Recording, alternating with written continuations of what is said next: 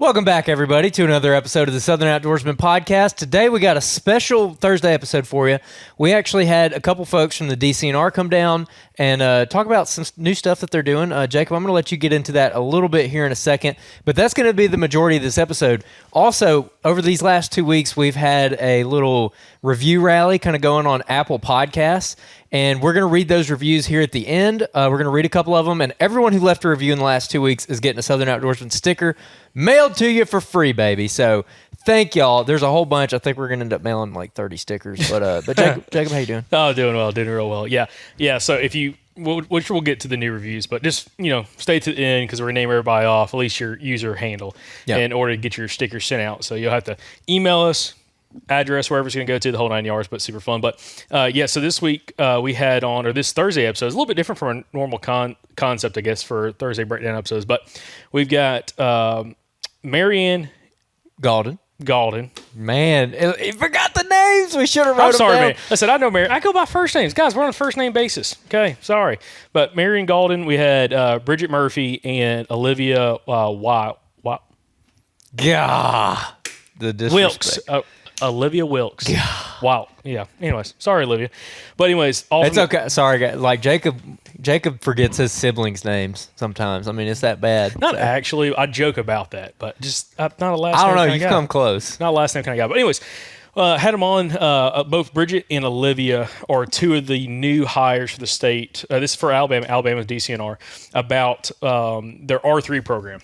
Which is kind of interesting. Got some interesting topics, but I promise you're going to want to stick around because it was a really good conversation. Had just a great conversation with these three women, but one of the best conversations we had was talking about Black Panthers in Alabama. Okay. So you're going to want to stick around for that segment because I promise you it's going to be quite entertaining. Yes. And we go through the whole 9 yards of. I can't believe I said that. Had someone leave a review. Talking about if it was a drink game, every time Jake said the whole 9 yards or something else. Oh, no. He's like, you'd have to have two handfuls. You'd have to have two beers, one in each hand, to like keep up for every time I say it. So I just did it. God. All right. The last thing before we kick it over to this interview is we're going to be at the Mobile Hunters Expo later this month, Dalton, Georgia, June 28th through the 30th, Dalton Convention Center. We're going to have a booth there. We're going to be selling hats. Hint, hint, hint. You won't find these on the website. Not yet, at least. They're going to be at the show, though. So Dalton Convention Center, we're going to be there. We'll be doing some podcasts at the event. We're going to have a bunch of past podcast guests there. It's going to be fun, including perhaps old Clifton Denny, right? Yep, Clifton's going to be there. Clifton's going to be there. So this past Monday's episode, he's going to be there. We got some great feedback on that episode, especially on the YouTube comments. Those have been rolling in these last couple of days. Mm-hmm. Appreciate all those. All you guys who are fired up about Clifton and his episode, come to the Mobile Hunters Expo, baby. He's going to be there. Yep. So anything else before we kick it over?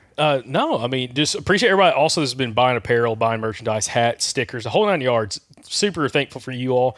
Again, like Andrew mentioned, you want to be at the Mobile Hunters Expo. It's going to be a great time. Also, Friday night is the hangout night. So I don't think they've announced yet, but Chris Leppert, the owner, or one of the owners, he will announce specifically where everybody's going to meet up after the show on Friday. So they typically pick out like a restaurant and like some kind of bar that they hang out with. And last year in Chattanooga, it was an absolute blast. So I don't know where they're going to do that, but just stay. I think they're doing it at the same place. Are they really? I'm pretty sure. Okay. Well, anyways, I'm sure it'll be announced here in the next week or so. But if you're going to be there Friday, definitely come to the little hangout dinner / little bar social afterwards. It was super, super fun last year. And again, look forward to talking to some of you guys at that event. Because again, it's after the show. After the show is kind of hectic, but after the show, we can talk forever. How long, man? We're good. Andrew's my chauffeur, so that's all that matters. This is true. That is true. All right. Let's kick it over to the interview with the DCNR. All right, guys, on our next segment of the podcast, we've got 3 of our state employees with Alabama Wildlife and Freshwater Fisheries Division on here talking about a little new program that they have going on, that we have going on in the state of Alabama that I'm really excited to kind of talk about. So to kind of introduce everybody, Bridget, I want you to start first and kind of, what's your name, what's your position, and again, how long have you been working for the state? My name is Bridget Murphy. I just started last month, so I am probably the newest member. My position is an assistant R3 coordinator for education. So my role is specific with education. Okay. I'm sure we'll go into that further, but that's the gist. Perfect. Awesome. Marianne? I'm Marianne Gauldin. I've been with the Alabama Wildlife and Freshwater Fisheries Division for 12 years.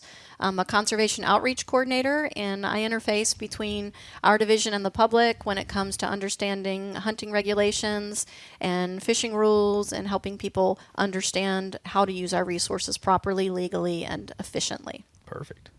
My name is Olivia Wilkes. I am the Assistant R3 Coordinator of Outreach.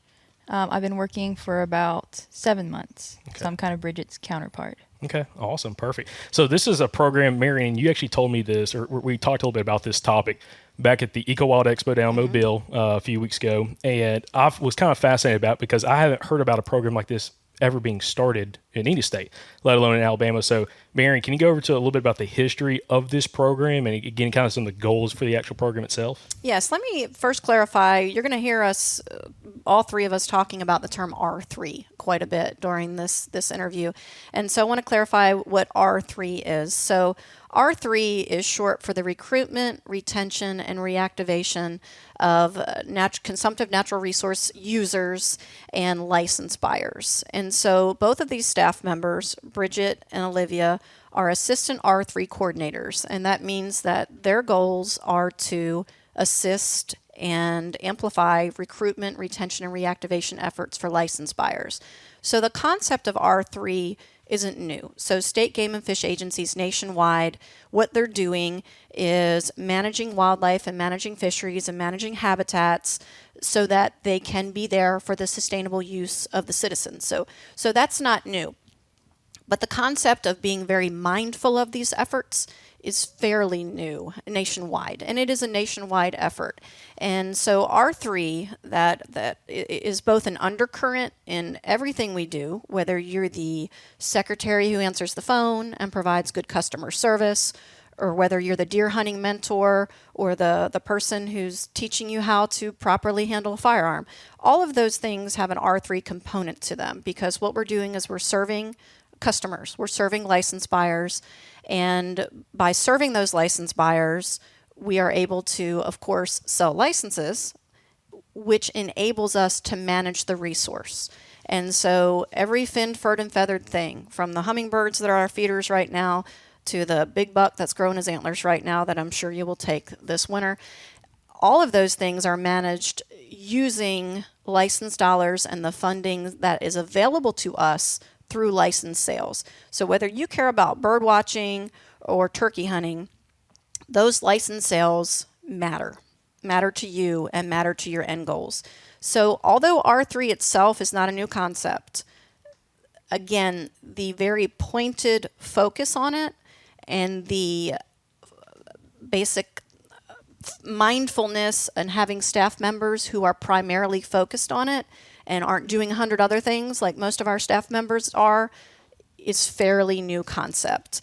And normalizing these concepts.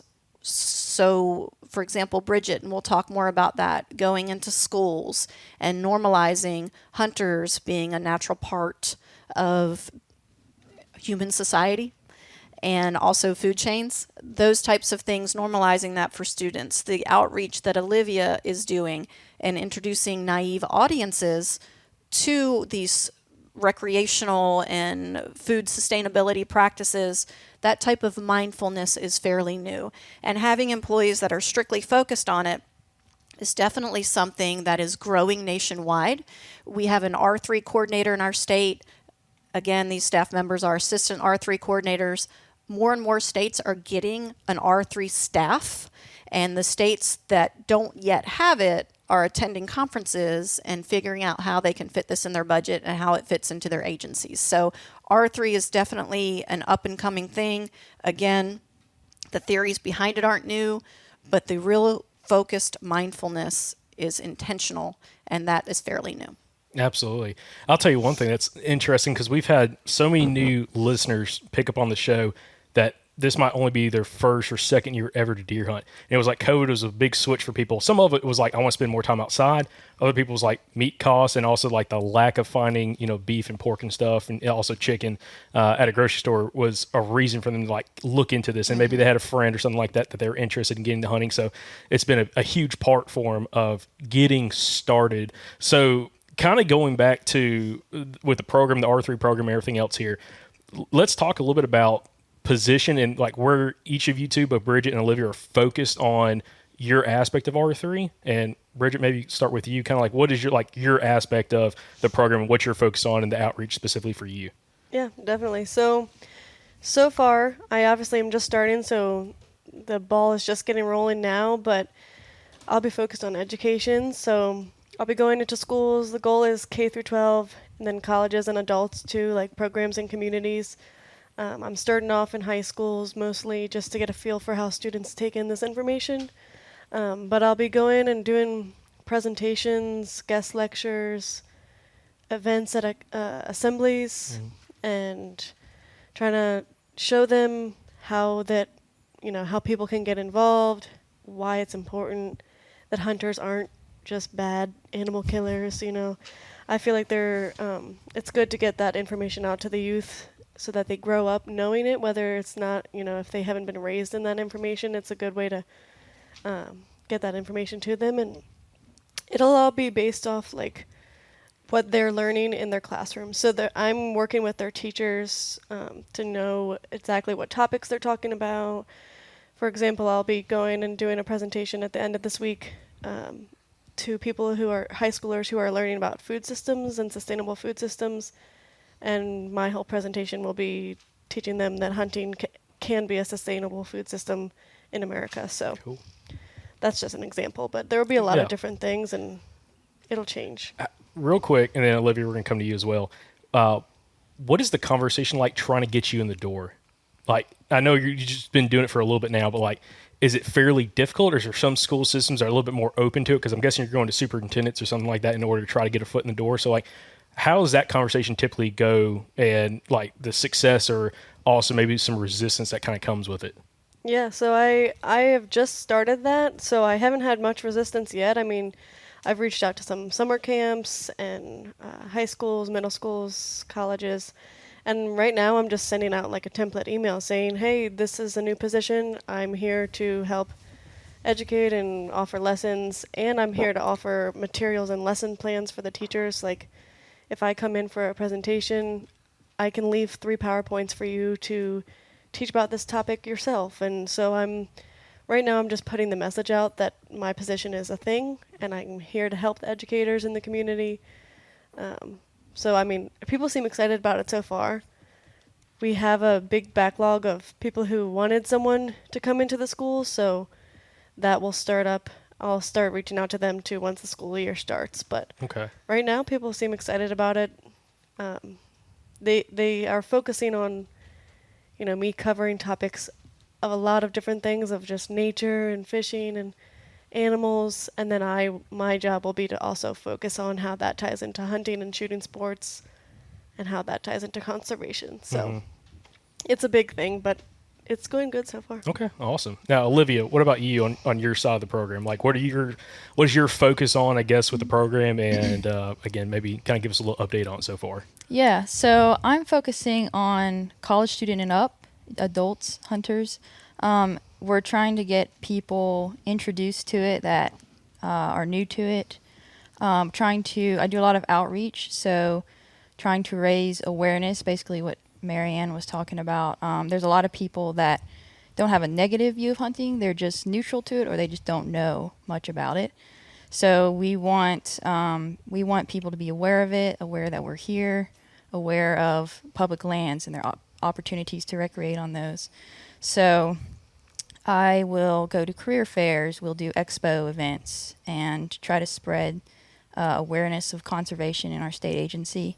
And then on the education side of things, I help coordinate and run mentored events. So we have mentored hunts that we run. We do shooting 101 workshops and archery 101 workshops. Basically, they're designed for people that are new to these sports, that are interested in learning how to hunt, learning how to shoot, but aren't sure how to get into it. It can be something that is challenging to get into if you don't have a mentor or someone to kind of help teach you. So we put those workshops on. Again, those are kind of geared toward beginners. and we're trying to get people, give them a chance to go out there and practice these things, try this out, teach them skills that they can go home and replicate themselves to create new hunters. And ultimately, even if those people, they try it out and maybe they decide hunting's, not for me or something, at least they come away with a positive perception of it. So we still have allies in that area, and they are at least aware of the importance of it and why it's important for everyone. Yeah, the amount of people I come across, especially in Alabama, who don't hunt, but they love deer meat. Mm-hmm. It actually is surprising. Like, I've got a neighbor next to me, husband and wife, they're older couple, and they don't ever hunt. But they're like, we started talking about deer hunting one day, and they're like, "Do you have any meat?" I'm like, yeah, "I've got a freezer full." Yeah, sure. And he's like, "We love it." Mm-hmm. Like, they had like a son-in-law that deer hunted casually that would help them provide meat, and it's just like, and they're like, "Oh, I love the flavor of it." And he's like, "We've been eating for 10, 15 years. Friends giving us stuff." It's like, "I'd rather have that than beef." And I'm like, "Okay, well, that's awesome to know." And it's like, I feel like there's more of those people out there that don't talk about it until the conversation comes up. Then all of a sudden you're like, oh, well, this is someone who's not against hunting. They don't hunt. They're not against hunting, but they have a positive outlook on it, which is a big deal for us specifically, I feel like, in this position. Also, yeah. Kind of as a joke, but not really as a joke, Olivia, you need to go talk to some like gardening clubs, specifically in municipalities where you can shoot archery equipment inside the municipalities. Yeah. Yeah, there's a lot of people that are interested in that. Like you said, they want that fresh, organic source of meat, and that's a big driver. And that's part of that demographic that we're trying to reach, those people, and show them, like, hey, hunting is a really good way to get that. So, yeah, definitely. But as a kind of going back on that again, kind of as a little joke, I'm looking more so as the ones that are dealing with deer eating all their vegetables, and they're like, I hate these things. I'm your Nuisance guy. control. Yeah, absolutely. As long as it's a municipality where you can shoot archery equipment, because I know there's quite a few around Birmingham that you can't do that. But no, that's interesting though, and again, it's just kind of educate a lot of those people, because like we'll go to like some of these expos, like World Deer Expo is coming up in Birmingham, which I love that show. It's like you go to that show, and there's a lot of very casual individuals there that hunt a little bit, fish a little bit, but they're kind of coming just to kind of hang out and you see what there is at the show. And I'm guessing, are y'all doing any kind of specific booth or anything at any of those expos coming up? All of them. All of them? Okay. Which ones do y'all have coming up that you're going to be a part of? There is actually an expo in Dalton, Georgia coming up at the Mobile Hunters Expo? Yes. So these staff members will be at that expo. See y'all in Dalton. Yes. Cool. And then we have the World Deer Expo that you mentioned. Yep. We have Buckmasters in Montgomery coming up later in the summer. And before both of those expos, we have the Tennessee Valley Hunting and Fishing Expo in Huntsville as well. Okay, cool. Dalton show, by the way, is going to be awesome. Yeah, I'm excited love that about show. that. It is. It's legit. We'll be running the seminars there and have a booth. It's so fun. It is a great show. If you like deer hunting and very serious deer hunting, when I say that's like not just hanging in the shooting house or a ladder stand, but doing some of the stuff we're doing publicly, and it's an awesome show. So that's awesome that you're kind of getting out there and doing a lot of that at those shows, because you're going to have a lot of people at those shows, that are already hunters. But is there any kind of like thought process on like what y'all's pitch is, or how you go about introducing yourself and your program to hopefully, if there's family members there that maybe don't hunt, they're just there spending time with whoever is in their family that hunts, kind of getting them a better well-rounded picture? Because as y'all probably know this, a lot of people are not great about explaining why we hunt. Some people ask for the meat. Some people's like, I just want to go find a big buck or go shoot a turkey or whatever. But it's like I feel like a deeper underlying thought process to it, and especially when it comes to like providing food and highlighting more of that. Like, do y'all know Daniel Pruitt from Meat Eater? Okay, like her new cookbook's coming out in October, Wild Game Cookbook, and we're gonna have her on the show a little bit later in the summer. And it's like that's her focus with everything is be able to go hunt, have success. But even if someone gives you meat, how do we go about preparing it so that when you do share it with somebody who doesn't hunt, their first, I guess, encounter with wild game is a delicious meal that gets them very excited. Like, if I can cook like this and it tastes this good, heck yeah, let's go hunt. That'd be awesome. Yeah, you're absolutely right that the various faces that you see in the public at expos, etc., their motivations for wanting to hunt vary widely. So food source is extremely important, and it's not as important to other people. I eat a lot of wild game meat. I hunt a lot. I'm not going to starve if I stop hunting. I'm not. There's plenty of other food for me in my freezer. So a need to eat is not the only reason that we hunt. And so normalizing the other reasons for hunting and the role that we as human beings play in the community, the natural community as a whole, are very important aspects of what both of these staff members are bringing to the table. Now, you mentioned the people that are walking around the expo. Those people already are our customers. You know, they're walking around a hunting expo, then those are not necessarily the people that these staff members, they'll be there at the expos.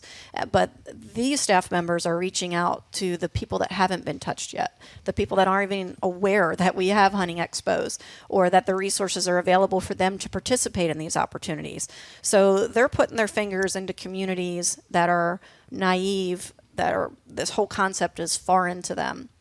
So they're tapping into a new group of people. And our agency has done that in multiple ways over the years. The past few years, we've gone to the Trash Pandas games. We've gone to the Biscuits games and gone to these places where they aren't the same faces we see at every expo. These are people that it's new to them. They come over and, they're not just there to pick up a digest and tell you about the Black Panther they saw and keep walking. They actually want to know more about it. Well, I didn't know I could fish around here. Where can I fish? What kind of license do I need? They may not be citizens of this country. And so they want more information about how they can get involved. And so, again, these staff members are going to be dipping into some of those untapped audiences and trying to bring them into the fold. Yeah. And I think it's important to note, too, that we are tapping into those new audiences and also those audiences who relapsed or have hunted and or only hunt on private land, and we're trying to show them that they can keep hunting, they can go on to all these public land WMAs that we have, so new people, but also retaining those people who tried it 5 years ago with their friend and really liked that meat but then didn't know where to go after that, so they already are interested but we need to keep them going. So group of people. Yeah, because the reactivation is a big part of it too. It's not just the recruitment, but reactivate. It's we'll have people like that will write into the podcast that are new listeners that maybe they hunted when they were 15 years old. Now they're 40. They haven't hunted in 25 years, and they're like, well, I'm now kind of more interested getting back into it for whatever reason. A lot of times, Andrew's dad is a great example. Andrew's on this podcast though, or this segment of the podcast. His dad used to hunt when he was younger, talking his dad. He stopped hunting for 15, 20 years. Well, when Andrew was born, he's like, well, I'm going to get back into it because I want him to experience the outdoors. And that's how he got introduced to it, because his dad got reactivated. Hey, I don't want him sitting inside playing video games or whatever. I want him to be able to go outside and experience hunting like what he had done when he was younger. And again, went from not hunting for 15, 20 years to getting back into it, which is pretty interesting. It's I come from a family, my dad does not hunt, doesn't fish, nothing. I got into it because my mother's brothers, two of my uncles, are diehard hunters and anglers, and that's how I got introduced to it. Same thing with all my brothers as well. So it's I don't think you have to have a parent specifically that hunts, but you need to have a mentor. And I think the mentor is the biggest issue, because we get that all the time on the podcast. I'm a new hunter. I'm listening to you guys trying to learn stuff, but you're talking about terminology and things that I have no idea what you're talking about. It's hard to explain different things. And it the probably the most challenging thing, especially for even a late onset hunter, adult hunter, or even a kid, is if your parents or someone close to you doesn't hunt, you have to find that person, or you go out there and struggle, which you can do that for sure. But a lot of people, after they do it for a season or two, they get so burnt out. They're like, I can't do this. Everybody else is having success. I can't, I'm quitting. So it's I feel like there's probably a gap in between the mentorship and the actual huntee that probably needs to be bridged. So, do y'all have any solutions specifically for that? Well, if I may, I think that the hunting community as a whole is doing a poor job of passing their knowledge and traditions on. Let me give you an example. When I had off all weekend, opened up my computer this morning, and I had 3 notifications. I'll talk about the other 2 later. One of the notifications was a female asking about our adult mentor hunting program. And this message came through our Facebook page, so I could see her profile picture. Her profile picture was her standing next to either a boyfriend or a husband who had on full camo and a pair of Vortex binoculars around his neck and an orange cap on. So whether that's her husband or her boyfriend, it was one or the other. He's not taking her. He's not teaching her. Now, granted, I know sometimes it's hard to learn from people that are close to you. But what our R3 program is doing is stepping in where us as individual hunters are failing the community. So, and we can't do it all. But, of course we want to teach her how to hunt, but it's also disheartening that her picture is her standing with a hunter that she probably lives with. And he hasn't taught her a thing, and she's reaching out to strangers. And I applaud her for that, but I also wag my finger at him. Mm-hmm. And so all of us have opportunities to pass the torch on, spread the good news, the gospel of what we love so much, and we're not doing it. And I'm guilty as well. I've mentored several new hunters outside of work in the past few years, but I'm also a little bit selfish with my time. And I'm also a little bit selfish with the resources and opportunities I have available to me. And that is where our R3 program steps in to fill that gap. We have public land available. We have advice on how to gain access to private land that we can offer to people. Like, for example, I personally have 5 letters out right now. 5 letters to people who have really nice looking properties near my house, and I'm asking permission to hunt there. I was taught how to ask permission to hunt on someone's property. I get told no more than I get told yes, but I get told yes often enough that I have places to hunt that are private land that look really good to me. And I found those properties when I was driving down the road. And I can access the address of the people who own them through the tax records.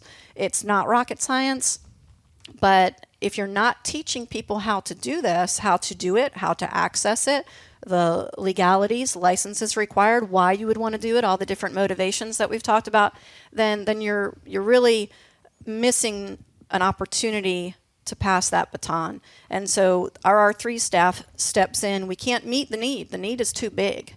But again, I saw that firsthand when I opened my notifications this morning and saw someone inquiring, standing, hugging a hunter in their profile picture, and they want to know how to hunt.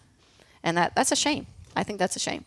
Good for her. Shame on him. Yeah, that was disheartening. And we hear this all the time. A lot of guys go to hunting camp or hunting to get away from their wives for the weekend. Okay.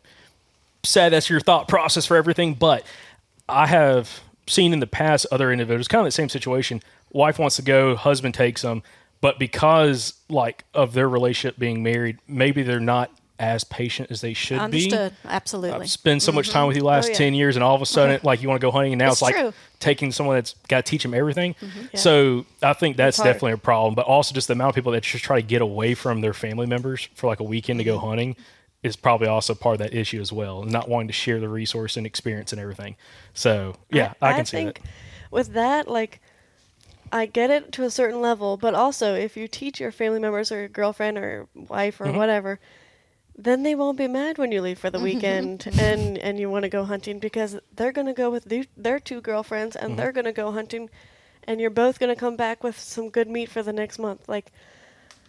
I always try to bicker that a little bit of, it's always the stigma of the girlfriend's left at home and she's mad that I'm going for the whole week on hunting camp. Well, if you taught her how to do it, she'd go do it with her friends too and not be mad about it. Absolutely. So. No, for sure. And I got a great example, Olivia, which I'm sure she's listening or watching this right now. Not you, Olivia, another Olivia, Glasgow. She's a big listener to the podcast, been listening for a few years. She's a new hunter. She got into hunting a couple years ago. Her husband's always hunted. This exact same situation. I've met her husband a couple times. He's a great dude, but it was just one of those things. He was just going to go hunt the whole 9 yards. And she ended up wanting to learn. She started listening to podcasts and started going out there replying. She started calling past podcast guests, asking different things going out there. And she killed a hammer of a buck on public land last year on the WMA. I think it was with her bow too. I know she's killed a big one on some private land she's got access to, and then also killed another real big one on WMA. And she killed her first turkey this year on public land too, on a very high pressure piece of public. So it's cool to see that, and someone who's real excited about it. That's well, if I don't have anybody else to really go with me, I'm just going to learn my own and just fail until I have success. And that's what she's done. And she's now getting consistent, which is cool to see that.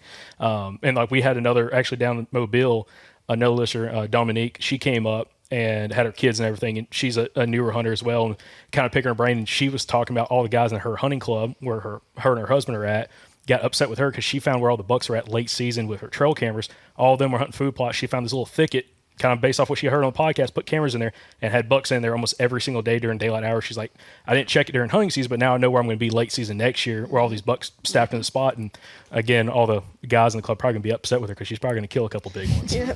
So that's awesome. But Good for her. but I mean, that's like kind of going back to this is like as hunters and like I took a new hunter turkey hunting this year, but it's my brother. He'd never turkey hunted. We ended up killing some birds on public, which was fun. But like I had other people reach out, listen to the show that like never killed turkey before. Like, hey, can I go? I'm like, if you find a spot that you have turkeys, I'll come. We'll go hunt them and try to great. get you a bird. With turkeys, I don't know how y'all's thoughts are on this. Very particular about like specifically public land. If private land, it's not that big of a deal because like you can't just walk back on the property. But on public land, it's like if you go find the birds, I'll come take you. You hunt it. I will never drop a pin there. It's your spot. I've got plenty of other spots to go hunt. And that's something we were talking about trying to do going into this coming season, specifically turkey hunting, because depending on schedules and everything, trying to figure out how to take a couple individuals out there and kind of walk them through it because it's not as easy as going out there blowing a turkey call to go kill a turkey. Yeah. So, but that's a really good point. And also, what are y'all doing? How much of a mix of, again, Olivia and Bridget, y'all's curriculum that you're using for your presentations talking about the different types of hunting and not just deer hunting? Because we have so many different options down here in Alabama. Like I was putting for my alligator tag. Hopefully I draw. I've got 9 points and we have 192% more tag allocation this year based on the cabing. So we should draw. And I got like 5 other buddies and we got a boat. So I'm super excited. That's but awesome. Talking about everything that we have to hunt, like Olivia, like what is that presentation or like how do you go about presenting the different options when it comes to hunting opportunities specifically? We'll leave fishing out for right now in Alabama when you're talking some of these more later onset, not hunters, but people that are adults and kind of curious about this. Yeah, so we want people to be aware of, like, we try to talk about access. That's kind of a big thing. People are like, where do I go? So we want them to, we try to talk through our public lands and different WMAs and where they can go for all those things. We go over different regulations, so then we do go over different seasons for different species to hunt. We do, for most of our mentored hunts, we do deer, but we also do some quail. So we do try to introduce people to different kinds. We do duck hunting for college students. And There's a dove hunt too, right? Yes, yeah, Fun. dove hunting as well. Okay. So we have a variety of different ones that people can come to. So yeah, we definitely want, because some people may, they may try one type of hunting and maybe they're not a huge fan of it, but we try to emphasize, hey, if you don't like sitting still for 4 hours waiting for a deer, you might really like bird hunting. So we want people to know it's not just one thing. There's so much in the world of hunting and fishing. So try different things, see what you enjoy. There's something out there for everyone. So yeah, we definitely try to emphasize the different things people can try. So that is, I'm glad you brought that up because that's something we've talked about on the podcast. That's the reason why me and Andrew both own bird dogs now, because we deer hunt for so long. Like we'll start in like September in a couple of states and hunt through February 10th, unless we go to Florida, which is later. And it's nice to take the bird dogs out, and there's some public land. We found a bunch of quail in Alabama, or we'll travel, like come to Montana a couple times and Iowa, Wisconsin, all that kind of stuff, just to change it up for like 5-6 days because it's so fun. You don't have to worry about scent. You don't have to worry about wind. You don't have to worry about being quiet. You take the bird dog out there, go hunt. It's a blast, okay? And same thing, kind of waterfowl hunting. I just went on my first duck hunt like 2 years ago. I've only gone like 2 times, and it was a blast. Killed some ducks. I didn't hit crap on that hunt. It was terrible for me, but it was fun hunting flooded timber area, actually on one of the SOAs up there on the Tennessee River. And then same thing like dove hunting. It's like dove hunting. To me, dove hunting is like one of that or maybe squirrel hunting is like one of the best intros for someone getting into hunting because I don't know how many people feel bad about shooting a dove, but like you shoot a deer. I know a lot of people they're like, it's kind of traumatized. It's a big mammal, we all get it. But like you go shoot a bird or a squirrel, something like that. Most people are okay. Like, I'll get them in my yard or whatever. It's not that big of a deal. And like we've talked about this on the podcast, that small game hunting is such a good opportunity to get somebody out there and experience the woods. You're a little more social, even squirrel hunting, like you're moving unless you decide to sit on a feed tree. Like, so you're active versus sitting in a deer stand. It's like, I know so many people go on a deer hunt and they're sitting there on a food plot for 4 hours in the afternoon, and they're like, this is miserable. Just playing my phone the whole time. Like, this is so boring. And all of a sudden a deer comes like, oh, okay, cool, and shoot. Versus it's a little bit more active, like, again, upland hunting, waterfowl hunting, dove hunting, stuff like that, or squirrel hunting, or rabbit hunting with beagles is an absolute blast as well. So we'll do that once deer season closes. So, yeah, that's a really good point. On the kids side of everything, I say the kids, Bridget, but like middle school, high school, college, student age, whatever. Is it like are you looking to have some of those same conversations potentially when it comes to like the education process instead of just deer hunting? Because I think a lot of people, when they think of R3, it's just deer hunting, but it's truly not, correct? Correct. I mean, it involves a slew of different things. Different hunting is all part of it.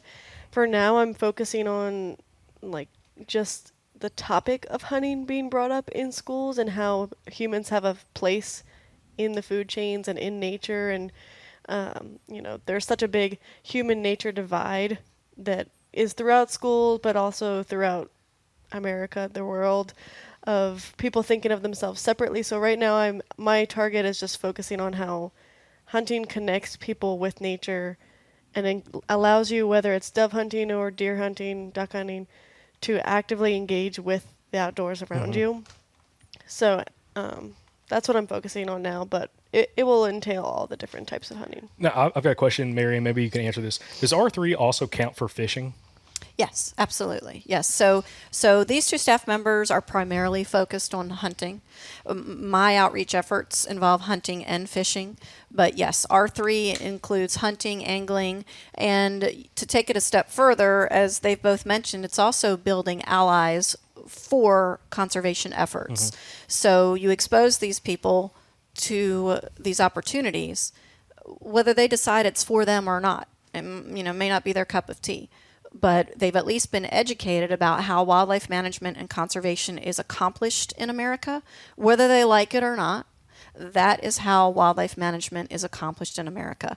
And you're not going to find very many people who don't at least appreciate seeing a pretty bird or a nice habitat, a beautiful forest, or enjoy seeing a squirrel scamper up their tree and, all those things. So you don't have to become a licensed buyer to be a successful R3 recruit.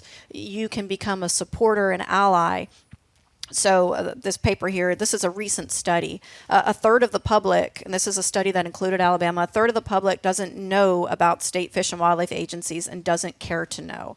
And another large percentage does not support funding and believes current budgets should be reduced for state wildlife agencies because they don't understand that when they look out their window, we did that.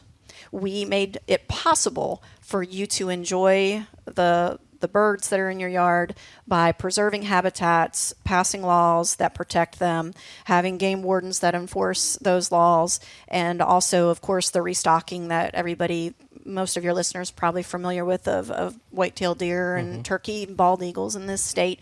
And so whether it's a game or a non-game species, whether you want to kill it, whether you want to eat it, whether you want to look at it or just sleep good at night knowing it's out there, your state game and fish agency is what manages that resource for whatever your level of enjoyment is. So what these staff members are doing, whether they recruit a new hunter or not, they're educating that this is how it works. This is how wildlife management is accomplished in the United States, and this is how you benefit from it, whether, again, it's consumptive or non-consumptive use. Interesting. Yeah. How do you bridge the gap? I'm curious about this. Third example, like vegans, okay? Not a lot of people are vegans, but I've ran across a few. It always makes for interesting conversations. But the people that are maybe they're meat eaters, okay? They're not vegan, like they'll eat beef, pork, whatever, chicken. But it's the idea of knowing somebody's killing that animal, which is pretty easy when you can, for us to explain the difference between, large market agriculture when it comes to processing beef and poultry, or poultry, how that looks compared to deer hunting. But like, how do you bridge the gap between like the killing aspect that someone maybe is not comfortable with? They like eating a ribeye, but they don't like the idea of someone going out and killing a deer and then cooking it themselves. I mean, for my presentation that's coming up at the end of this week, talking about sustainable food systems, it's targeted towards high schoolers who are working on essays and projects about sustainable food systems globally. And part of my presentation, I thought a lot of people don't like that killing aspect. And a lot of people, when they think of hunting, they don't think of conservationists who fund majority of conservation work in each state. They think about the killing.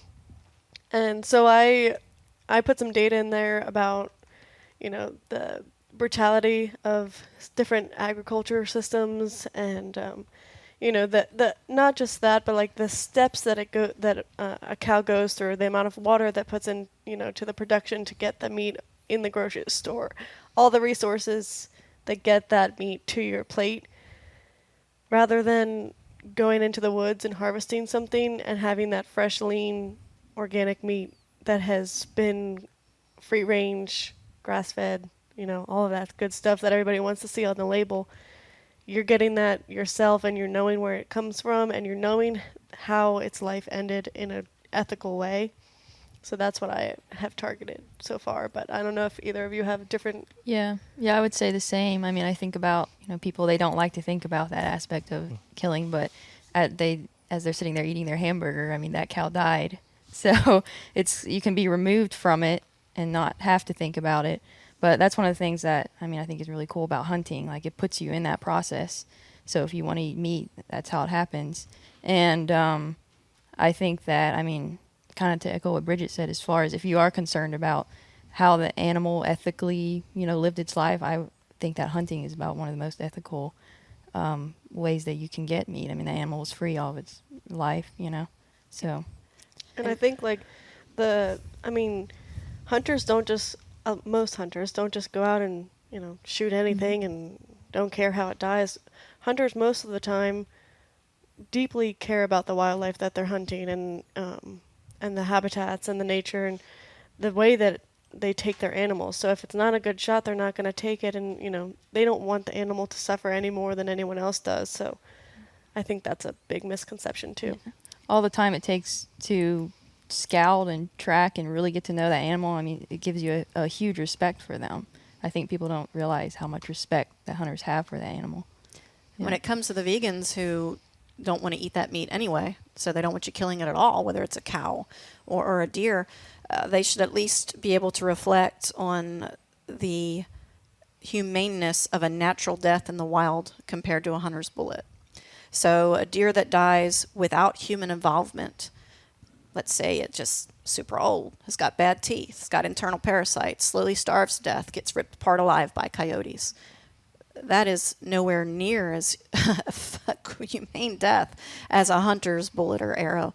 So whether you choose to partake in that meat or not, just common sense should be able to demonstrate to you that letting nature cause your death from old age is not a pleasant death for any animal. There's no nursing homes for old squirrels and old deer. Right now, while you're listening to this, there are animals laying in the woods suffering and dying from old age and related diseases, and those animals, if they had the ability to, would have chosen a hunter's bullet over the languishing.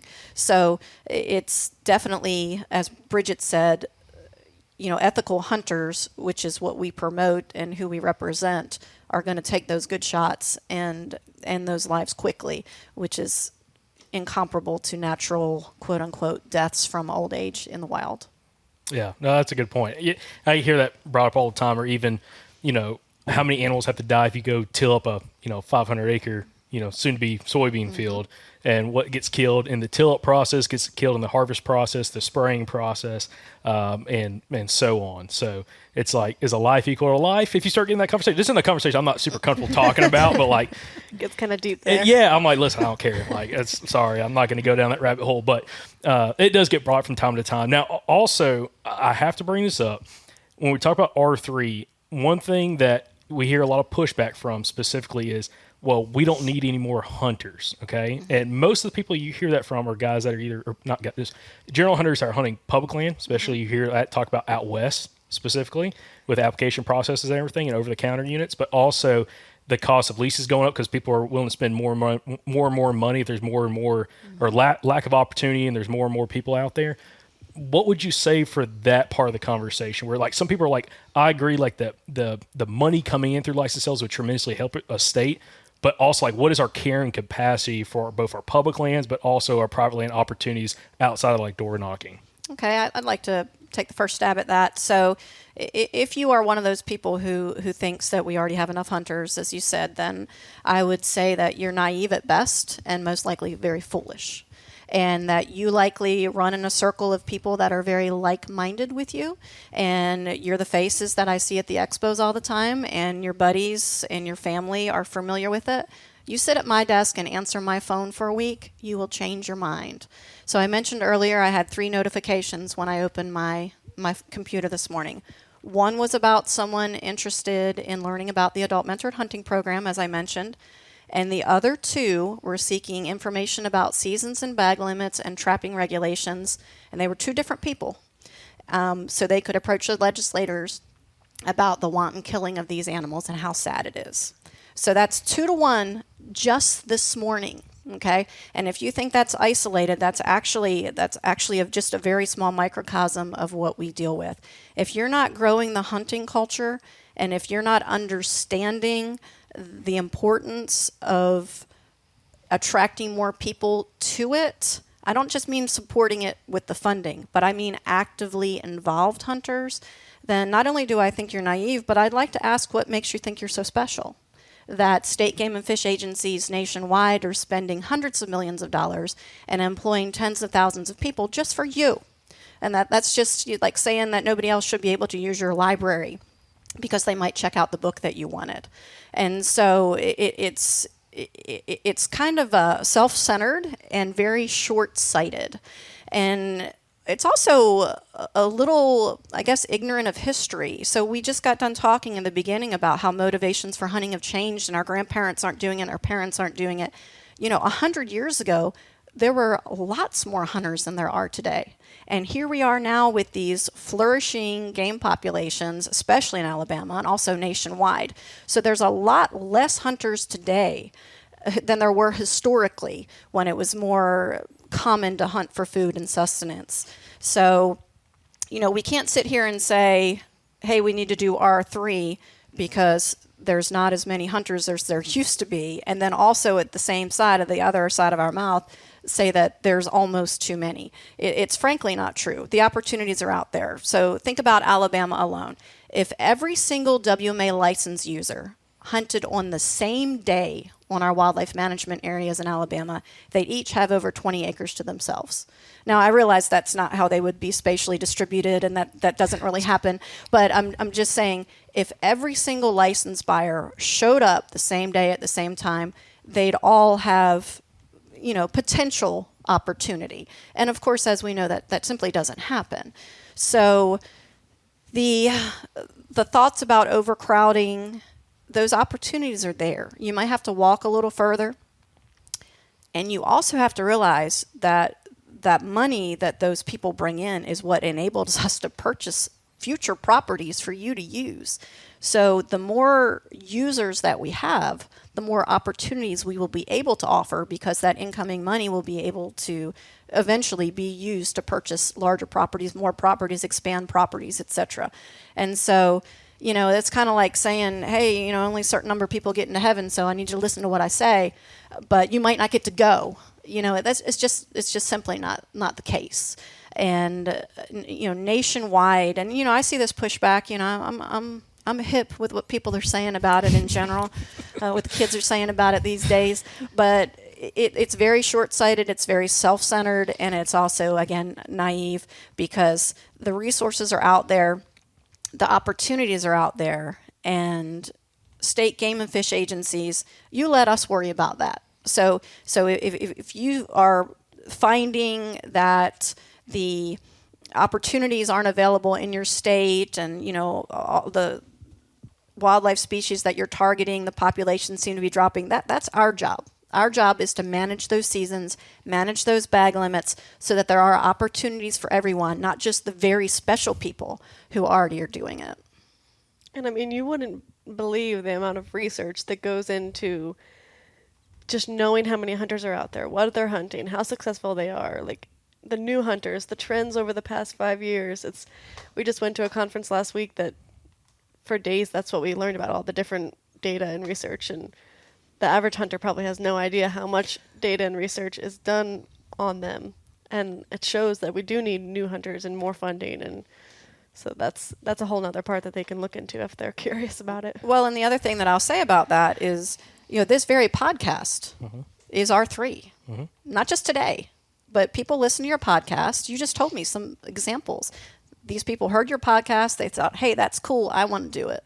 So, content creators such as yourself, you're doing R3. You're courting people to join the fold, which we appreciate. But so, again, it's one of those things that, we do this for everyone, and again, try to manage those seasons and bag limits so that there are equal resources available for everyone, and we don't have enough hunters. So less than 3% of people in Alabama buy a hunting license, less than 3%, and that's not a lot. So less than 3% of Alabama residents are contributing to the funding that conserves game and non-game species, whether it's a slimy salamander or, game species. And that's not a lot of people. And the resources are out there. Again, the more people that are interested, it's circular. The more money that we will have to provide more opportunities. So it'll continue. The more we can grow our community and grow the fold, then the more opportunities we'll be able to offer by leveraging those monies to offer those opportunities. So challenge listeners not to see other hunters as competitors. They're not. They're cooperators. They get it. They get it in a world that generally doesn't get it. And again, if you don't understand how many people are stacked against you and are ringing our phones wanting you not to be able to kill anything out there because it hurts their feelings, then your circle must be pretty tight. Marianne, I might get you fired up with this and we might go down a rabbit hole. What is your outlook on social media as a negative impact for the hunting community and R3? Okay, I think that, social media is a positive. And the reason why I think it's a positive is because if you put all the arguments and the hee-hawing aside, what social media does is it gets information out there. So whether it's letting our current user base know that there's been a rule change or what the current regulations are, or whether somebody just happens to see it pop up on their feed and they get interested in it, it's a positive, because another thing that it does is it helps normalize it. So a lot of my inbox messages on our Facebook page are from other states and even around the world. People upset about seeing pictures of people with dead ducks. I thought you were a wildlife page and that deer is dead. And it's a lot. And these are grown-ups. Okay, so these are grown-ups that had hamburgers for dinner. Okay, so these aren't children. These are grown-ups upset that a wildlife page is promoting consumptive use of natural resources. So, and frankly, some game and fish agencies don't publicize the grip and grin photos like Alabama does. But I strongly feel that as long as the photo is respectful to the hunter and the animal, that normalizing it is an important part of what a state agency needs to do. And that's what these staff members are doing as well. They're making it mainstream. So, we're not hiding behind what we do. We're proud of what we do. We're proud of the wildlife management that we do. We're proud of the hunters that are actually on the ground doing it, managing those populations and enabling us to have the funds to do it. And we're just orchestrating it. And the hunters are the ones that are out there doing it. And if you don't keep it mainstream, you're going to fall into, again, a rabbit hole, as you mentioned, of negativity, because the folks out there that don't like what we do are probably more numerous than you think. I think you might be scared to know the type of stuff that comes across our desk and in our inboxes. So I probably didn't word that as correctly as I probably should have. I was looking at more so the people that post pictures, videos, and stuff like this that aren't maybe the greatest example of what hunting should look like or be represented as. I've got a bunch in my mind. Some of them I'm not even going to say on the podcast because they're pretty bad. But, it could be anything from, the simple thing, like a deer, put the tongue back in its mouth, if you're going to take a photo with it. Covered in blood. Or you heart shoot one and it's half the deer's covered in blood and you don't wipe it off. Or, you have a giant gaping hole, which, maybe the deer went down really quickly, but maybe it's one of those things like maybe it's just not take the photo where that hole's in the animal. Or there's a lot with turkeys that are kind of wild. But it's like, do you think that's one of those things that I feel like some of those people are posting some of that content specifically just to get the reaction and like, oh, this is cool. But in regards or in result of doing that, you may be giving fuel for the people that are kind of on the fence about it. They see that and like, I don't want nothing to do with these people. You're absolutely right that is fuel, because a lot of the complaints that I do get that I referenced are referring to a particular thing that they will send me. So, for example, there was a coyote in a trap being shot, and they were laughing as they shot it. And they were like, these people are laughing. And I'm like, well, we don't write people tickets for laughing. You know, that's not against the law to laugh. And, you know, additionally, the people seem kind of nervous. And, you know, there's lots of reasons why you would laugh at a funeral or for whatever, for example. But I will say that a lot of the negative messages we get are not always just from our posts, but they're sending us pictures of other people. Turkey hunting, for example, there was a couple this year, and a lot of hunter ethics are your own responsibility. So there are very few ethical things that we as a state agency manage. You know, most of the hunter ethics are your own, most of them. And so when it comes to things like posting pictures of unpleasant trapping experiences, or deer, turkey, or even small game experiences, dogs, you know, ravaging a game animal and videoing that and posting that, we will get complaints about that from all over the world. And quite often the hunter will go back and delete it, but somebody has recorded it on a phone and saved it. And we'll get things that happened like 2 years before. I got recent complaints about how hard somebody was throwing fish back in the lake. And they had videos of this guy just slinging fish. And like, can you write him a ticket? Can your officers write him a ticket for cruelty because the way he's slamming those bass back in the lake? So what we do does matter. There are eyes on us. And it's, like you mentioned, the blood, popping the tongue back in the mouth, those types of things, if not done properly, can be a real turnoff for people.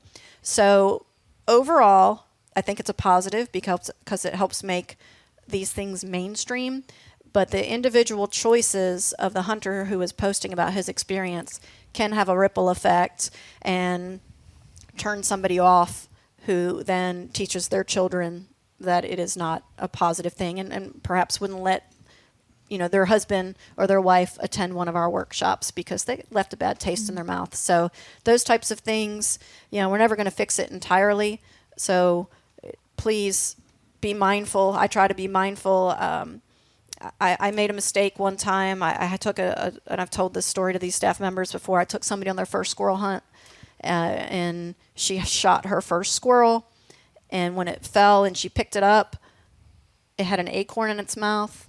And I said, "You got him during breakfast." And she wanted to stop because it personalized the squirrel to her. And I said it in a manner that I was excited for her. You know, it didn't bother me that the squirrel had an acorn in its mouth. But those little things we do, and she stopped. She's like, "I don't want to do it anymore." And it was because of what I had said.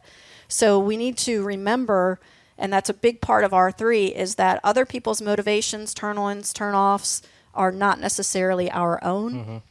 And being sensitive to that while also promoting what we do is an art.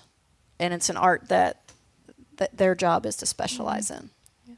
And that's something that we talk about at our mentored hunting events too. We emphasize being an ethical hunter. And we tell people when they leave that you will run into hunters that aren't, or that maybe they will be down on you for, "Oh, you're a newbie, what do you know," etc. That can be discouraging, and we try to tell people, don't let that turn you off of hunting. Like, you can go out there and be ethical, and you can have a high standard. You don't have to get dragged into that or get discouraged because of that. That's another rabbit hole we could go down. We won't do that. But yeah, the whole thing about people, so many people want to hear their voice or see their text on social media instead of just like, if I don't like something, I just don't comment. I just keep scrolling. But like, so many people don't want to do that. They want to be the guy, or it's always dudes, it seems like, to post something like, "Oh, you don't know what you're talking about. Oh, that's stupid. Why would you do this, that?" I'm like, well, that adds no value to the conversation. Like, if you truly don't agree with somebody, you don't have to tell them. Just keep scrolling. Like, it's not a big of a deal, especially if they're doing something they're having success with or they're learning. Kind of like Olivia, what you're talking about, like someone's new at it and they're posting like on these Facebook groups. Like, we run a pretty large Facebook group, the Run and Gun Whitetail Hunters, and there's like 9,000 members on there, and someone might post something super basic. Like, even I'm like, why would you put that out there? But okay, like, I'll give you a piece of advice, but it's like, I'm trying to think of examples like, can a deer smell me down? Like just stuff that's kind of common sense if you've been hunting a little bit. And I'll go on there and comment something, just, kind of keep it simple. But you'll get people on there that are ruthless. Oh yeah. Ruthless. And I'm like, I ain't banning this guy, but you can't comment for 24 hours or whatever. And it's just like, there's so many people like that. Just like they want to put their voice out there and like condemn somebody from like trying to learn, that it kind of turns those people off, at least to ask for help on social media. And now social media is like the way you like communicate with people and you meet new people. And it's like, if they don't have that resource to like learn from, or like even the podcast, or be able to ask questions, they kind of seem to kind of wither back. I'm like, I'm just not that interested anymore, because every time I put out questions, like it's real bad for turkey hunting. Like I've had a lot of people in one of our other groups ask, comment, or make posts about really simple things with turkey hunting, and people will get on there. And I feel like turkey hunters are even worse than deer hunters, like being like really particular and kind of condemning somebody for asking very basic questions.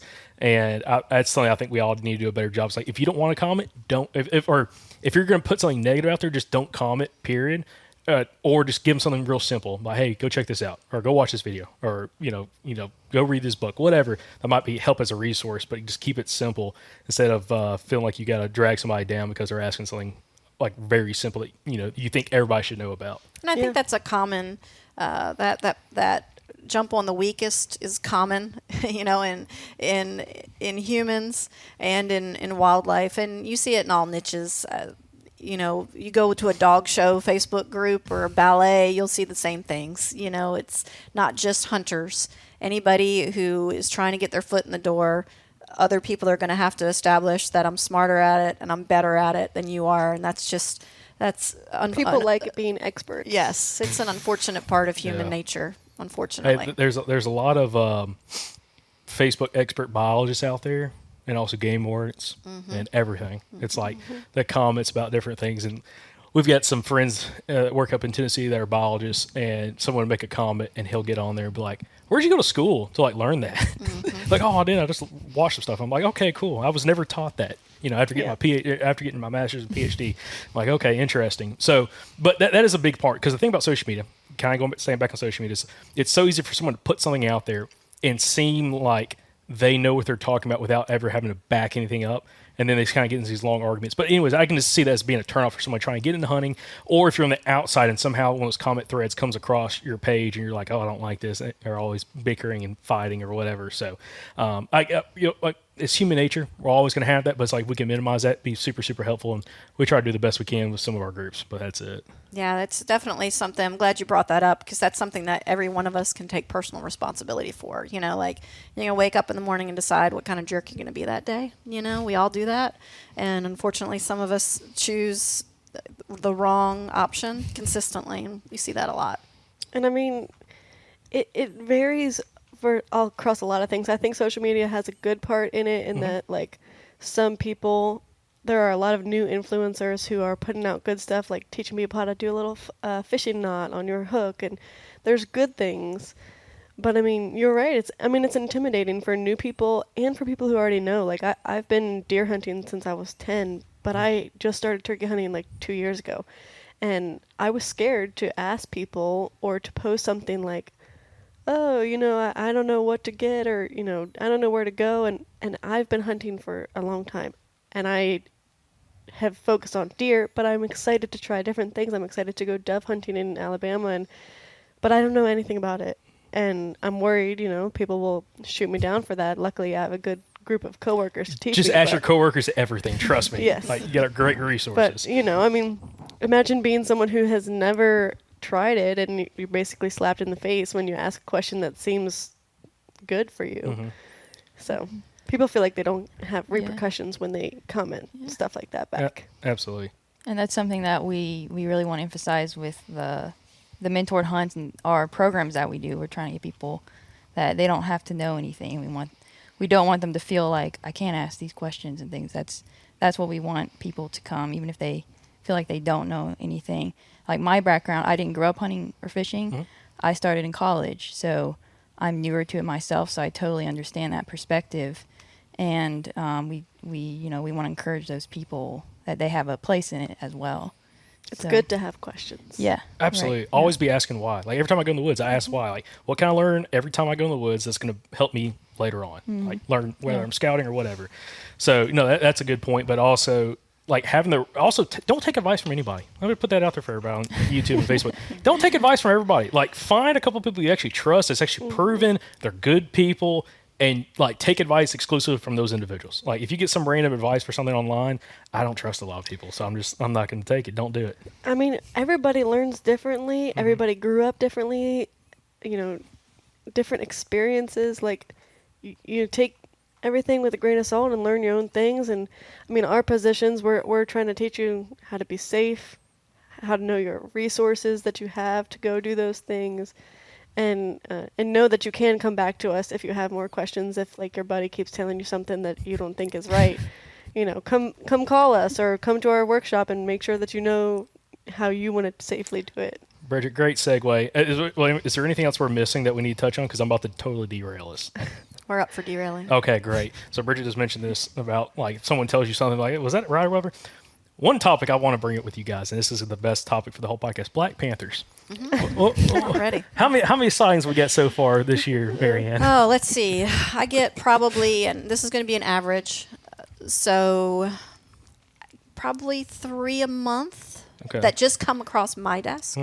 Now, keep in mind, that's just what comes across my desk. You don't Google Black Panther and my number comes up. So that's just what comes across my desk. So consistent Black Panther sightings. Now, I will say there is a Black Panther that is for sure documented about 3 miles from my office. I've seen it.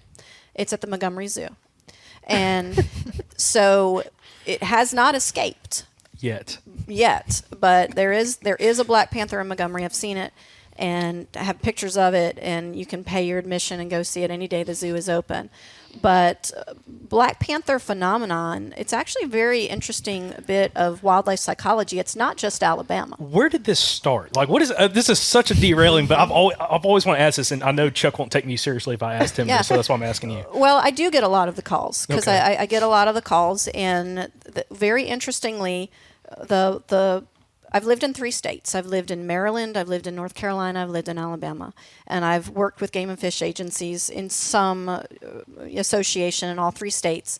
And the Black Panther phenomenon existed in all 3 states. Black Panthers don't exist in any of those 3 states.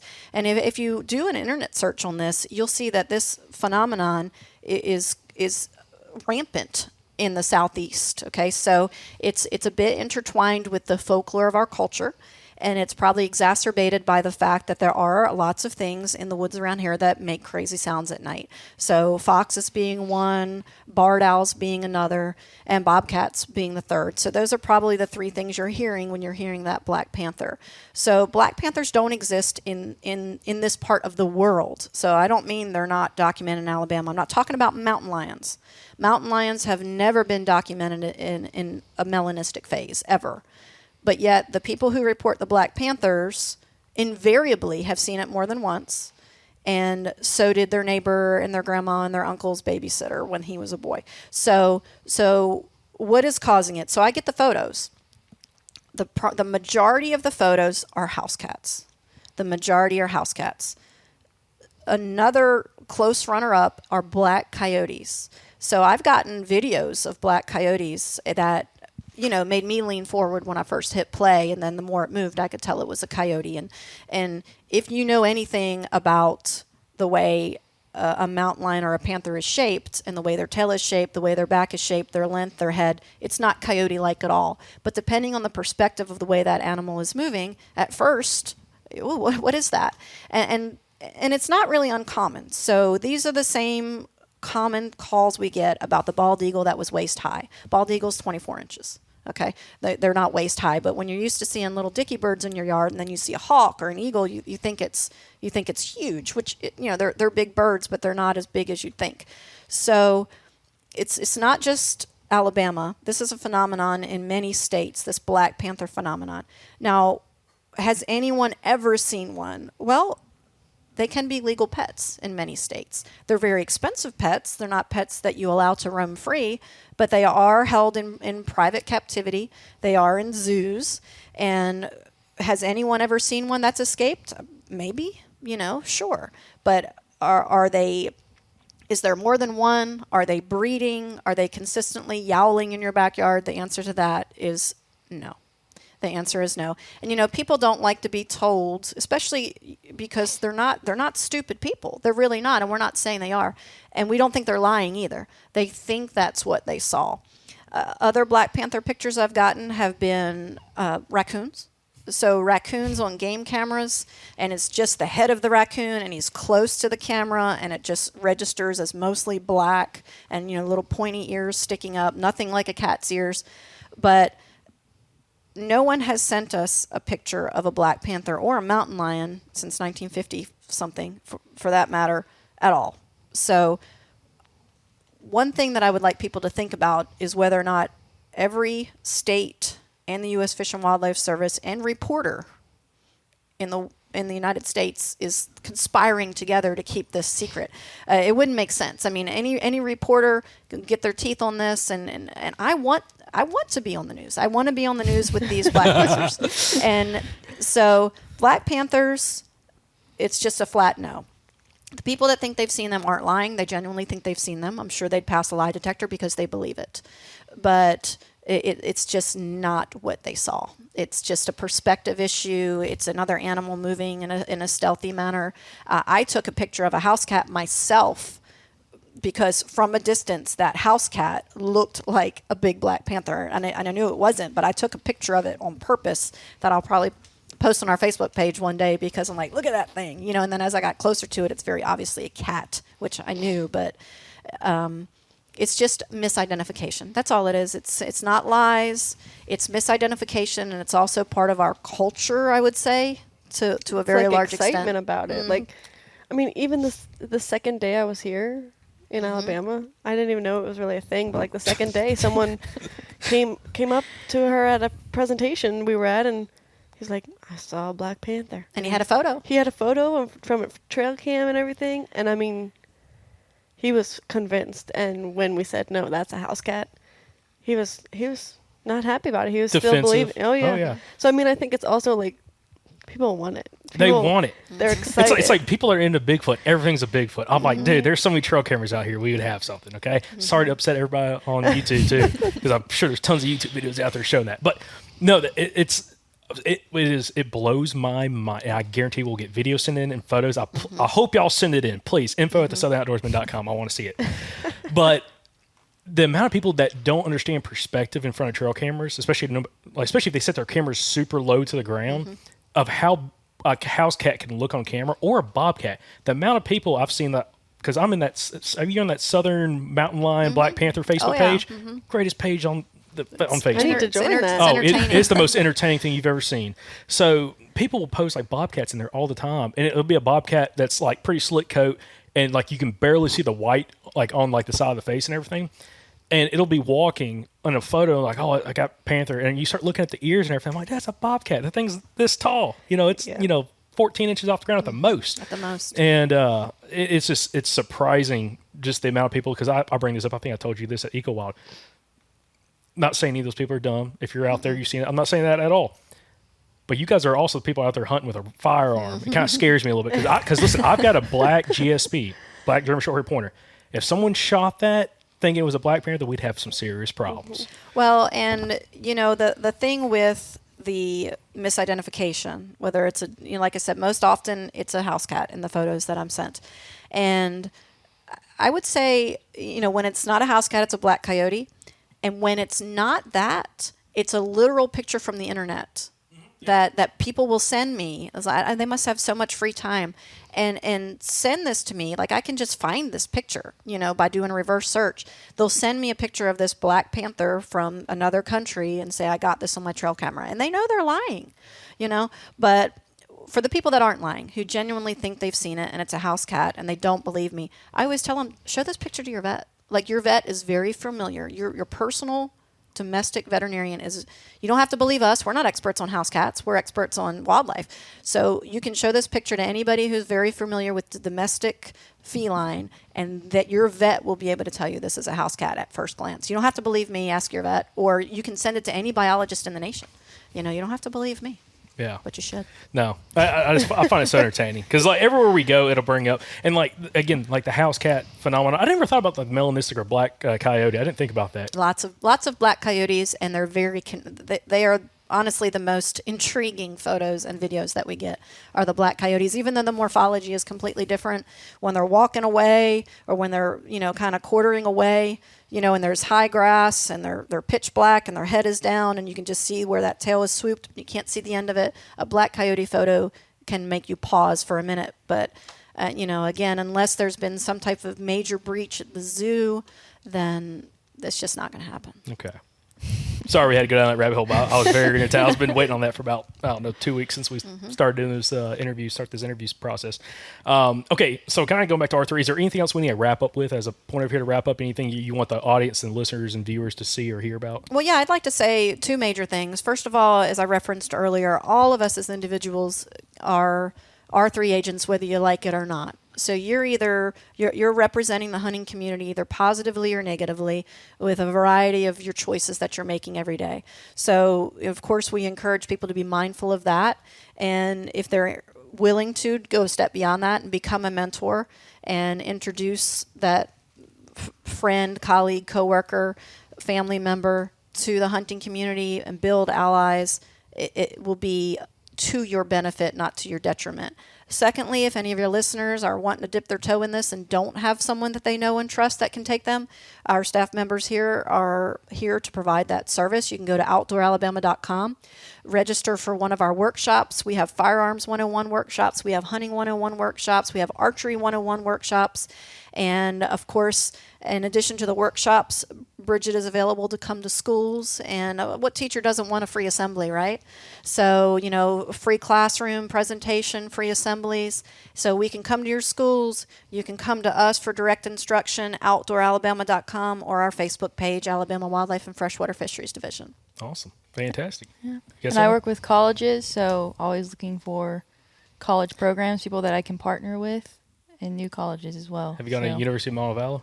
Yes. Okay. Yes. That'd be an easy one to get in. I mean, it sounds like you're already there, but yeah. What's that hunting program they've got there? Or that outdoor program, outdoor scholars program? Yeah, I don't remember the exact name, but I know they've got a pretty good one over there. Yeah. Yeah. It's pretty interesting. We met a few people and might have to get a couple of their students come do some projects for us. So we actually interviewed, we tried to get him on the podcast, the head of that program. He's a pretty cool guy, an interesting individual of how they go about with that program, Outdoor Scholars Program. So awesome. Yes. Bridget, anything else?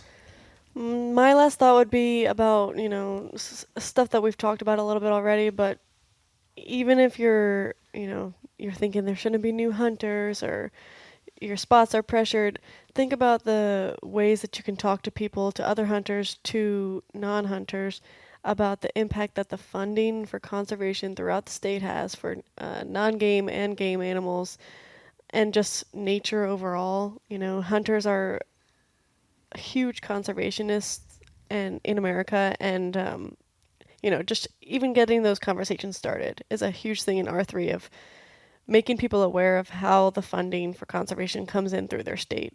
A lot of it has to do with hunting and shooting sports. So, just getting those conversations started just like we are today and sharing that message with community members is a big thing. Fantastic. Awesome. Well, appreciate you three joining us for today for this part of the episode. Other than that, listeners, again, we'll link down. Do you have a landing page for the R3 program right now? We have a landing page for our workshops. Okay, for the workshops. Yes, so they can go to outdooralabama.com and search for Hunting 101, and that'll bring that up. Okay, we'll put that in the show notes down below so you guys can go click that both on YouTube and on Apple, Spotify, all the other listening platforms. So, All right, guys, that's going to wrap up our interview with the DCNR. Jacob, what did you think of it? it was fun, man. It was a really good conversation, and there's some pretty good spots to laugh at. Again, hopefully y'all enjoyed the Black Panther talk. That was I was dying inside, waiting to get to that point because I was going to do it when we wrapped up and just kind of wrap up on a high note. Like, I mean, it was a high note the whole time, but like really at the end get some laughs in, and I was very intrigued. It was fun. Marianne had some good points, and I never thought about the whole black coyote aspect, being something that people think is a Black Panther. So if you've seen a Black Panther, write into the podcast, leave us a review. I'd love to hear about it. Speak about reviews. Speaking about good transition. Yeah, speak about reviews. I just killed it with that. God, I know. Listen, you ain't smooth, but if you ain't smooth, you better be. I just had to recognize greatness, my man. Yeah. All right, so we like I mentioned at the beginning of the podcast, we had kind of a review drive on Apple Podcasts where we said if you wrote in a review over the next week, we were going to send you a sticker. And a bunch of you guys wrote in reviews. So here's what we're going to do. We don't have time to read all of these right now, so we're going to read the first 4, and then we're going to go through everybody's names, and if we call your name, then email us, and we're going to send you a sticker. So if your review's on here, you're getting a sticker, as long as you email us and tell us your mailing address. And then we'll read your reviews. If we don't get to your review today, we'll read them on the next we'll be reading Thursdays. over the next couple weeks and whatnot. So I guess I'll kick it off. I'm going to throw you a little bit of a curveball here, and I'm going to go to YouTube because we had one YouTube comment that earned a sticker. I will send you a sticker. Oh, all right. This is on the outro that we announced this, and it's from Clark Outdoors on YouTube. He said he put 5-star emojis in the comment and said, "Awesome dudes," and put out a lot of knowledgeable information. Thanks for all the time y'all put into this pod. Now give me my stickers. You get a sticker, man. Email jacob@thesouthern-outdoorsman.com, and we're going to get you set up. Or By the way, no, send them to Jacob. Don't send them to me. I ain't got time for that. you send it to our email, info@thesouthern-outdoorsman. Okay, send them to Jacob@thesouthern-outdoorsman. Outdoors men, not man. M-E-N. If you sent to man, we don't get it. It's Yep. Southern You won't get a Outdoors sticker. Men, MEN. If you can't figure out how to spell it, you don't get a sticker. Simple as that. That's or true. you could go through the contact form on the website, I guess, but maybe that's the foolproof way to do it. That is the foolproof. All right, maybe do that. Anyways, contact tab on the well, they still got to spell southernoutdoorsmen.com. So yep. You'll get there one way or the other. I don't know. Yeah, whatever. Okay. Put it in the subject line, sticker or something, and we'll send you a sticker. All right. Anyways, since I just threw a curveball, I'll start with the first Apple podcast review. This is from Apple. This is from CFlow221, one of my favorite podcasts, 5 stars. Just started listening to the show, and I will say episode 574 was one of my favorites. I even went back and watched the YouTube version and can say I learned a lot from that episode, which was my first one of the podcast. Since then, I've just been playing catch-up. Just a shame I didn't find the show earlier. I even ordered a call from Coach Ron and wasn't disappointed at all. Need to do a turkey crib tour of his room for a YouTube video. That would be fun, man, doing these little room tours with some people. That might be something we try to do in the future. But appreciate that. If you're a turkey hunter, you need to go listen to episode 574. All right, Jacob, next up. With Coach Ron Waters. All right, next one we've got is Nick Bowie. Awesome podcast, 5 stars. Great podcast with 2 great hosts. Love the deer hunting content and the other random, genuine conversations. These guys really... Hey, Pepper. These guys really...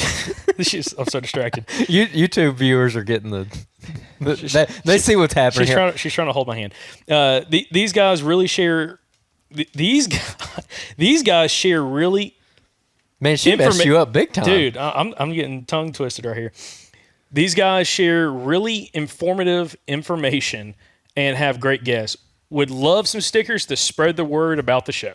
All right. Sorry about that, Nick Bowie. Kind of botched yours, but appreciate the review, my man. Appreciate the review. All right. This one is from Matt Denny07. Putting bucks on a schedule. 5 stars. After reviewing trail camera pictures over the last couple years from a few different spots, I have the utmost confidence that episode 584 with Daniel Williams is going to be one of the most successful episodes in regard to listener success you've ever had. I agree. I 100% agree. No I doubt. think I'm going to have a listener success story from that one. Yeah. Just saying. All right, 3 years in a row, and in one of my spots, there's a 48-hour period where my camera is just covered up with bucks. They then just disappear. Obviously, it's a local nanny going through her cycle, but it's just such a light bulb moment. If anyone out there has a couple years of pictures from a spot, take the time to mesh some picture dates and start marking your calendar. That's what got me so excited about that episode, is that exact reason. Like, almost everybody listening is going to be able to use it in one way or another. Whether you've got multiple years of trail camera data, whether you've got multiple years of history with spots, or whether your hunting club has a logbook where you can look back at where people were hunting and what they killed, when they pinned out. So it's extremely applicable, and I really do think that it's going to be our most cited story in listener success stories. Yep, no doubt. Next one is from Matthew Strayhorn. Titled Deer Season Forever, 5 stars. I've been listening since about this time of 2023, and not a week goes by that I do not listen to at least an episode or two. Now that deer episodes are back, I am already fired up for the season. I live in Arkansas and really appreciate how you guys make sure to get guests from all states and areas of the South. It's awesome that you guys make a point to diversify the tactics and styles of different guests so that there is something to be learned from everybody. Thanks for putting out this info. Thanks for putting out this info out. My gosh. Jeez. You need that Neuralink or whatever that Elon Musk is making. Maybe they can fix your reading problems. You need to get a brain implant. Dude, I watched the video. Oh my God, if the dude that got it, dude, I'm not gonna lie. It could be pretty helpful, man. We need to start a GoFundMe, Southern Outdoorsman. We're gonna crowdsource it so Jacob can get Neuralink and teach him how to read. Dude, hey, it'd be awesome. You plug in all the podcast episodes into it, and while you're in the field, it starts plugging and playing. Like, okay, let me think about this, analyze the situation. Your smoke start coming out of your ears. No, it'd be like I'm living in the Matrix, man. I just see everything. Oh my gosh. Okay, all right, let's try to wrap. You only got like a sentence and a half to go. I know. Thanks for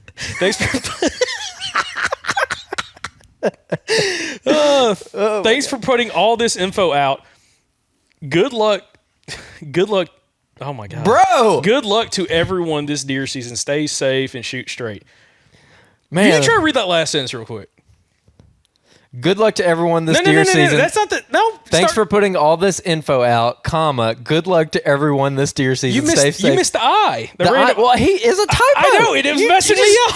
Roll right through it. Golly. The typo throws me off. Oh my gosh, you're like a robot. You're like, you don't know how to encounter this typo. Pepper, what are you doing, girl? All right, last one. I better not mess this one up because I just gave you hell. I'd rather be hunting than working. Very informative is the name. And he said, very informative with great guests, 5 stars. I've been listening since around episode 250 and haven't missed but a couple since. My favorite episode thus far is episode 290 with Richard Fott. That's the Colin episode. Calling Deer the Right Way with Richard Fott. Go listen to it. It's a good one. I've actually went back and listened to it several times, and me and my son have both capitalized using the call-in tactics that Richard talked about. Thanks for a great show with good guests. Thank you, and all 4 of you guys. Write it, man. I'm glad I didn't mess that up. I was a little nervous. I saw you side on me over there. You guys write in. We're gonna get you your stickers. Also, so all these other reviews, we're gonna read them over the next couple weeks, but we're gonna go ahead and read off the names. So you guys send in stickers. All right. The Real PK. We know who that is. Doug White, send it in. A Reeves 1012. If she blows, she goes. That's a good one. Maybe you get an extra sticker. That's a great name. Olivia Glasgow. Olivia, we know you. Ramen Noodle. Raymond Noodle. Ramen. I'm just messing with you. My God. Dan the Deer Killing Man. That's a great one. Points for name. All That Is Man. Okay. T Grove 3T. Andrew _D _96. Brad Hunt. Cale Hinton. I believe that he's a listener success story. I think we got you coming out, Cale, maybe. Tag Soup. Higgy Hunts. B _K _Brown 1263. E _Hall. Zach H22. BU11ET. Bullet Magnet. Bullet Magnet. If you're special. Hey, listen. Do you say VRBO or do you say Verbo? You say VRBO, don't you? No, I don't. Okay. I don't know. Actually, I don't know. Most people. I say Verbo. I used to say VRBO. Yeah, because people say that. I'm like, and then it's Verbo, but okay, y'all do y'all's thing. Whatever. Anyways, you going. say Bob Wire. All right. Yeah. 2900B. Ken Bowen, AR. Arkansas. BBD. Billy, help me. Andrewski. Billy Andrewski. That was hard. DBN 1988. All right. That, I think, does it. All right. If you are those people, email us and we will get you your stickers. What's the email? Jacob at thesouthernoutdoorsman.com. How do you spell Jacob? MEN. Jacob? Mm-hmm. JAKOBE. We will Not be getting, we won't be getting a single email. Jacob. Like from the Bible. All right. JACOB. I was going to say, you don't know how to spell it. You put me on the spot. Look, spelling was not my strong suit. Neither is talking for either one of us. I know. If I didn't have a spell check. And math is definitely not your strong suit. Oh, listen. It's real bad. Thank God for calculators. Hey, listen, if we knew back in like middle school and high school, like we started getting smartphones like when I was in high school. And it's like, if I knew that like everything was going to have a calculator on it, did I say calculator correctly? I don't think I did when I just said that. I don't know. But anyways, it's like, dude, I got it right here. Oh, yeah. They used to be like, well, you're not going to carry a calculator around everywhere you go. We had those, Boy, were they wrong. Boy, were they wrong. Listen, and what was that? Did you have like, when you had to take, I don't know if you took pre-cal or calculus, or I'm trying to think whatever math course you had to take. It was those like Texas Institute calculators. Yeah. Dude, Scientific calculator? Yeah, you can do all that right here. Yeah. That's what I'm saying. God. Half the time I Google math. I had to spend like $180 on one of them freaking calculators back in high school. I'm like, why? I don't know. So dude. dumb. Anyways, long story. I don't know. We're both remedial when it comes to math for sure. Well, I'm better. Let's be honest here. Well, you're remedial when it comes to reading. That's apparently. true. Listen. Look, God gave us different gifts, bro.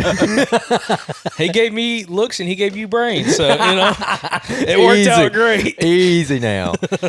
All right. Say goodbye, Pepper. Yeah. Appreciate everybody watching the podcast. Appreciate everybody listening to the podcast. And we'll catch you back here on the next episode from the Southern Outdoorsman Podcast. And let me tell you, you don't want to miss Monday. Monday starts a new series on the podcast. And if you are a deer study GPS junkie, you're going to want to listen to Monday's episode for the part 1 of 2 episodes. Is that correct, Andrew? Yes. Should we tell who it is or no? Yeah, you say it. Bronson Strickland from Mississippi State University, their deer lab. We went over to Mississippi State last week, whatever, to do an interview, and it is fantastic. So make sure you tune in to Monday's episode. It's going to be an episode you're going to want to re-listen to many a times, along with part 2 that will come out the following Monday. So anyways, appreciate y'all watching the podcast. Appreciate y'all listening to the podcast, and we'll catch you back here on next week's podcast, Monday's episode from the Southern Outdoorsman Podcast. Remember, guys, y'all stay Southern.